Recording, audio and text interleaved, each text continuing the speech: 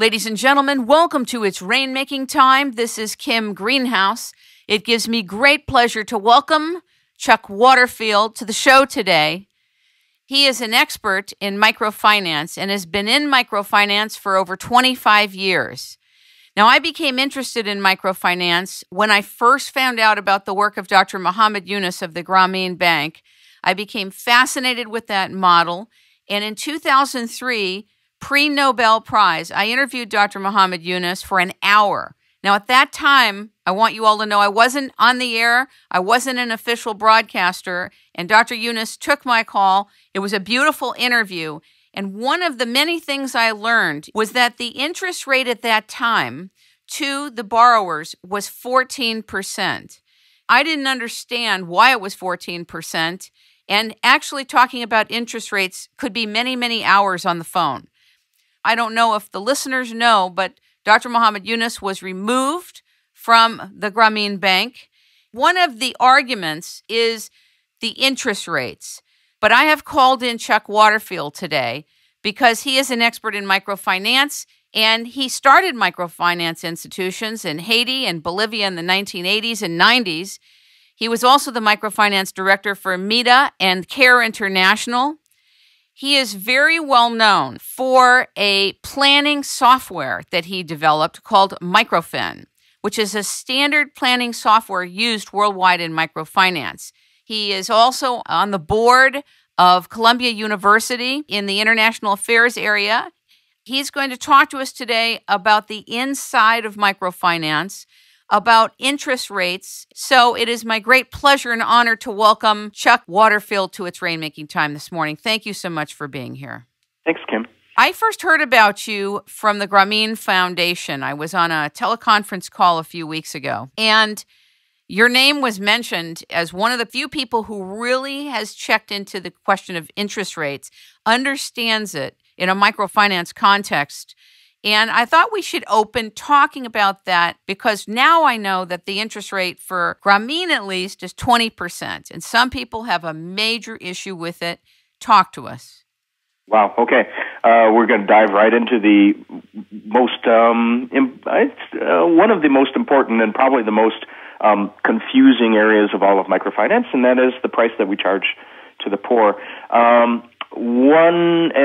Dr. Yunus and I had a very fundamental key meeting on that very point almost exactly 3 years ago, April of 2008, where I proposed that we start a global organization that collects, calculates, and publishes the true prices we're charging in microloans around the world. We had his full support on that, and I'm currently the CEO of an organization called Microfinance Transparency, and we are working in over 20 countries around the world right now collecting the true prices. So, for example, when you say Grameen is charging 20%, that's data that we've collected and calculated and published on our website. Until we did that, nobody really knew for sure what the price was that even Grameen was charging.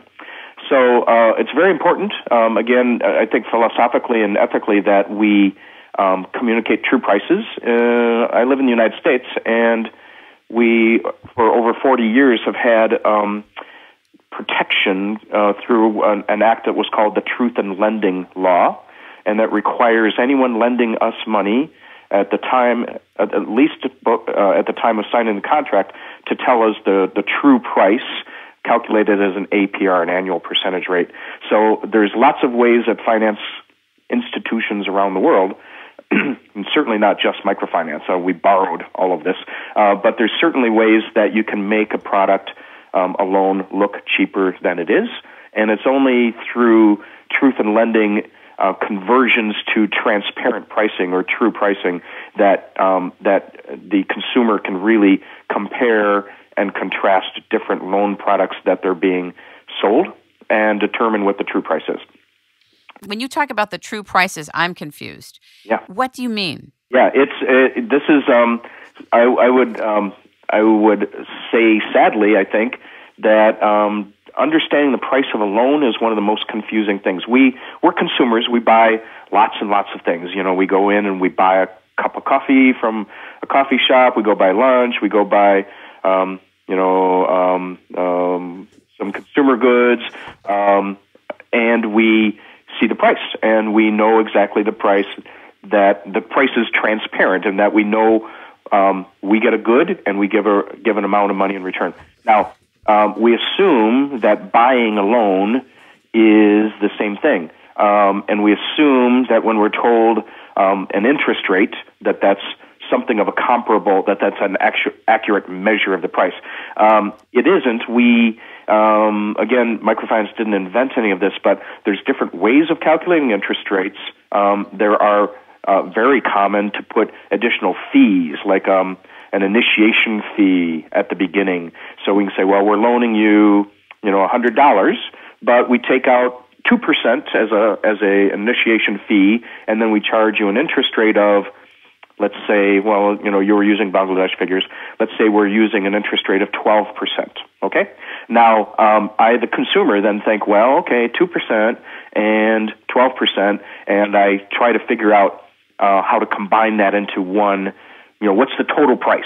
Okay. That's what an APR actually does. It combines two or more numbers, cost components, into the equivalent of a declining balance interest rate. And I need to stress the concept of declining balance, because many places around the world, microfinance loans are not, the interest rate is not even calculated on a declining balance. In the United States, or most commercial finance around the world, the interest rate is calculated on the balance you still owe. And that's logical, that's textbook. Very common in microfinance is to charge what we call a flat interest rate. And I'll give you a few seconds on this because it's very fundamental. Like, let's say that Bangladesh institution says we charge you 12% a year, but it's flat. Okay, what that means is I'm loaning you $100. Let's say it's for a year, but as you pay back the $100 every week or every month, I am still charging you interest on the original $100, even though you owe me considerably less. So I'm charging you interest on money you no longer have. That results in a higher interest payment, and when you convert that into a declining balance interest rate, it's almost double. So the devil's in the details, right, Chuck? Yeah, exactly. It's sort of, and again, lenders, marketers of lending products figured out a long time ago, many years ago, that okay, people want to know what the interest rate is. So across the street, they're saying 20%. Okay, 20%, and they're calculating declining balance. Like, well, in fact, guess what? I'm giving you real Grameen numbers. Grameen charges 20% declining balance, okay? And across the street from Grameen, any of the more than 100, every single other MFI in Bangladesh that's of any scale at all, over 100, are all universally charging flat interest. And they would be charging across the street either 12% or 15%. Those are the two common numbers in Bangladesh. You decide, are you going to charge 12 or 15? Grameen charges 20, and everyone else is charging 12 or 15, so it looks like Grameen's more expensive. But dig into the details. A 12% flat rate, you're double charging. It's almost double. The real APR, when you run that through a calculator, is almost double, so it's almost 24%. And the 15% rate is almost 30. So you have three institutions, one saying, we have the low price of 12, another one say, we have the common price of 15, and poor Grameen is charging 20. But the true price, the transparent price, the truth in lending, the APR, whatever you want to call it, is really Grameen's the lowest with 20, and then you have 24, and then you have 30. Okay? Very clear. Yeah. Very clear, and the devil really is in the details, because the deception is a contractual one. The borrower doesn't know. I bet each borrower was never explained these distinctions when they went to the 12 and 15% flat rate, thinking it's lower. Right. And here's this is actually, again, sort of it's convenient